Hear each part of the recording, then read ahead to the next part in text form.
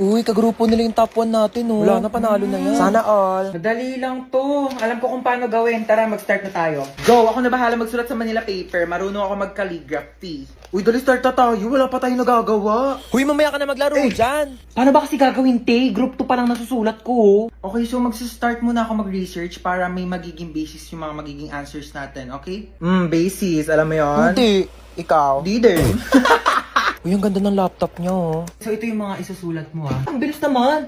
Buti hindi naglalag yung laptop mo, no? Mabilis kasi talaga yung processor ng laptop ko. Oh. Bilisan mo dyan, te. Wait lang, te. Hindi ko mabasa. Late kaya ng screen. Na-dictate ko. Wag na. Bakit? Hindi ako marunong mag-spelling. Last 1 minute. Bilisan mo magsulat. Kopyahin mo to, tsaka ito. O para di ka mahirapan. Bakit mo tinupi? Ano, nasira, oh. Don't worry guys, hindi yan nasira. Ganyan talaga ang laptop ko na Asus VivoBook 16 OLED. Natutupi talaga siya ng ganyan kasi meron niyang 180 degrees hinge. Ay, ang perfect na.